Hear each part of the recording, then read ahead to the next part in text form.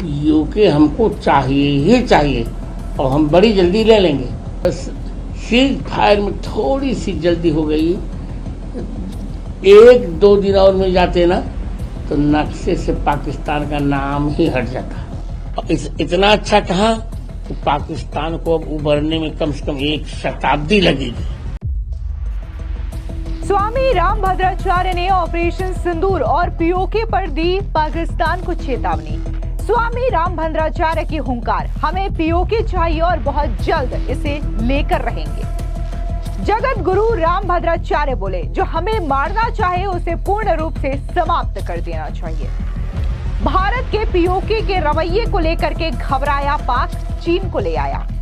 पहलगाम में हिंदू पर्यटकों के नरसंहार के बाद पूरा देश गुस्से में उबल रहा था। इसके बाद भारतीय सेना ने ऑपरेशन सिंदूर लॉन्च कर आतंकवादियों और पाकिस्तान को उनके कर्म के आधार पर कठोर सजा दे दिया है। भारतीय सेना के प्रचंड प्रहार से पाकिस्तान इस कदर घबराया कि सीज फायर करने की गुहार लगाने लगा, जिसे भारत ने अपनी शर्तों पर माना। इससे करोड़ों देशवासियों का सीना गर्व से चौड़ा हो गया। आम लोग से लेकर के साधु संत तक भारतीय सेना के पराक्रम से अभिभूत है। अब देखने को मिल रहा है कि जगत गुरु स्वामी रामभद्राचार्य ने ऑपरेशन सिंदूर पर बड़ी बात कह दी है। उन्होंने कहा कि भारतीय सेना ने पाकिस्तान की ऐसी पिटाई की कि वो अब सैकड़ों साल तक नहीं संभल सकेगा। साथ ही उन्होंने कहा कि हमें पीओके चाहिए और हम इसे बहुत जल्द लेकर के रहेंगे। आपको बता दें कि जब से पाकिस्तान के साथ सीजफायर का ऐलान हुआ है, उसके बाद से ही सभी की जो आवाज है एक सुर में पीओके को लेकर के उठ रही है। फिर चाहे वो रक्षा मंत्री राजनाथ सिंह हो, अमित शाह हो, या फिर योगी आदित्यनाथ हो, या फिर विदेश सचिव हो, खुद इस बात का ऐलान कर चुके हैं कि अब पाकिस्तान से अगर बात होगी तो वो पीओके के मसले पर होगी। इस बीच अब देखने को मिल रहा है कि जगत गुरु स्वामी रामभद्राचार्य भी स्पष्ट तौर से ये कहते हुए दिखाई दे रहे हैं कि हमें पीओके चाहिए और हम इसे बहुत जल्द लेकर के रहेंगे। सुनिए क्या कुछ उन्होंने पीओके पर कहा। पीओके के लिए हम तो यही कहना चाह रहे हैं।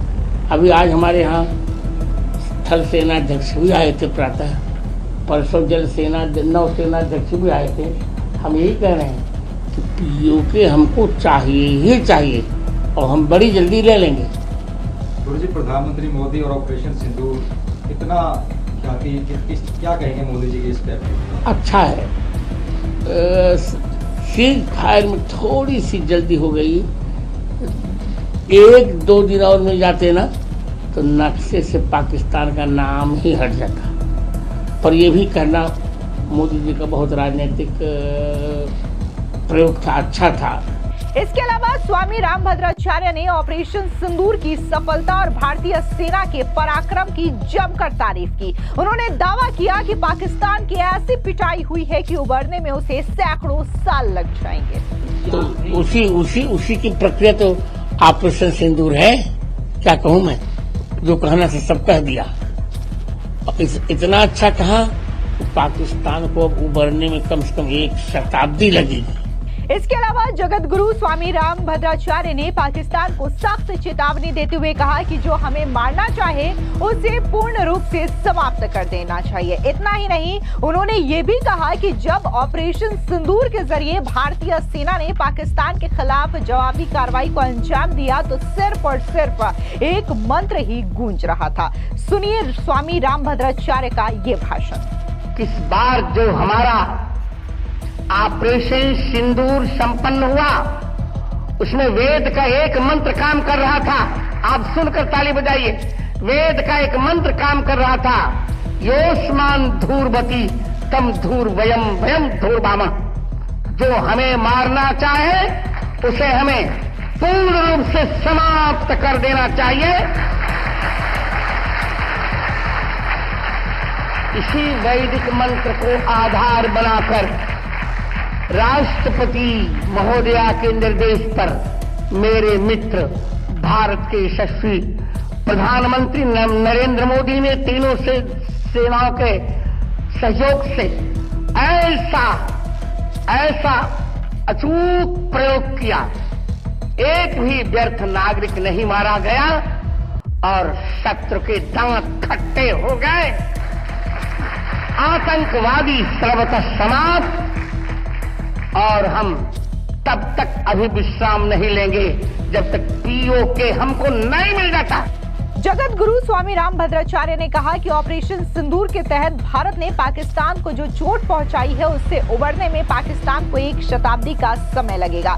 जाहिर तौर पर जिस तरीके से भारतीय सेना ने पाकिस्तान को नुकसान पहुंचाया है, उनके तमाम एयरबेस को और एयर डिफेंस सिस्टम को ध्वस्त कर दिया है, उसके बाद से ही पाकिस्तान छटपटाया हुआ है, तरह तरह के प्रोपेगेंडा फैला रहा है, तरह तरह के फेक न्यूज का सहारा ले रहा है ताकि वो अपनी जनता को बेवकूफ बना सके और ये दिखा सके कि कैसे पाकिस्तान की जीत हुई है। लेकिन वो अलग बात है कि जब जब पाकिस्तान के बड़े नेताओं की ओर से इस तरीके के फेक दावे किए जाते हैं तो दुनिया भर की मीडिया जो है इनके फेक दावों का खंडन कर देती है। आपको बता दें कि राष्ट्रपति द्रौपदी मुर्मू ने शुक्रवार को नई दिल्ली स्थित विज्ञान भवन में आयोजित एक भव्य समारोह में संस्कृत के प्रकांड विद्वान जगत गुरु राम भद्राचार्य को 98वां ज्ञानपीठ पुरस्कार देकर के उन्हें सम्मानित किया है। तो वहीं दूसरी ओर जिस तरीके से अब जगत गुरु राम भद्राचार्य ने भी पीओके की बात कर दी है तो उसके बाद से ही पाकिस्तान पूरी तरीके से घबरा गया है। भारत और पाकिस्तान के बीच दशकों पुराना कश्मीर विवाद अब एक नए मोड़ पर पहुंचता दिखाई दे रहा है,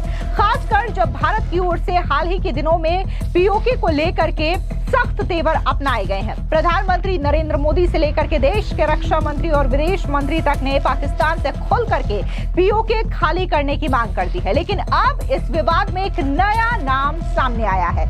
चीन पाकिस्तान ने पहली बार सार्वजनिक रूप से ये कहा है कि कश्मीर मुद्दे में सिर्फ भारत और पाकिस्तान ही नहीं बल्कि चीन भी एक पक्ष है। ये बयान पाकिस्तान के सैन्य प्रवक्ता ISPR के महानिदेशक अहमद शरीफ चौधरी ने स्काई न्यूज को दिए एक इंटरव्यू में दिया है। उन्होंने स्पष्ट किया है कि कश्मीर विवाद में चीन की भी हिस्सेदारी है।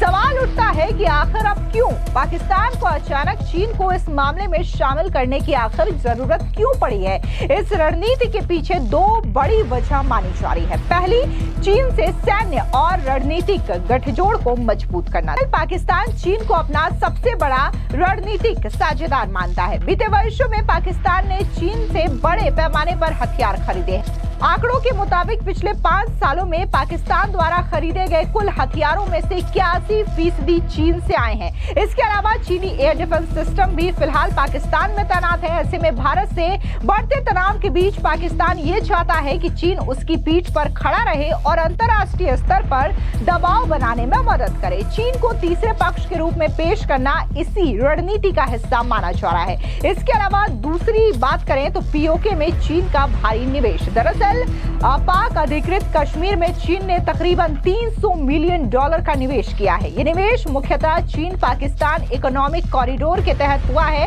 जो पाकिस्तान के लिए एक महत्वपूर्ण आर्थिक लाइफलाइन है। अगर भारत इस क्षेत्र में किसी भी तरीके की सैन्य कार्रवाई करता है तो इसका सीधा असर चीन की परियोजनाओं और निवेश पर पड़ेगा। पाकिस्तान चीन को एक हितधारक के रूप में पेश कर यह संदेश देना चाहता है कि पीओके में भारत की कोई भी कार्रवाई सिर्फ पाकिस्तान को नहीं चीन को भी प्रभावित करेगी। साफ तौर से जिस तरीके से पाकिस्तान जगह जगह कर्ज जाकर के लेता है तो इसमें एक सबसे बड़ी हिस्सेदारी चीन की भी है और चीन ने पीओके में कई सारे प्रोजेक्ट रखे हुए हैं, जिससे कि अगर भारत पूरी तरीके से पीओके को ले लेता है तो वो पाकिस्तान ये दिखाने की कोशिश कर रहा है कि इससे पाकिस्तान के साथ साथ चाइना को भी काफी ज्यादा नुकसान झेलना पड़ सकता है। फिलहाल इस पूरी खबर पर आपकी क्या राय है, कमेंट सेक्शन में जरूर बताएं। धन्यवाद।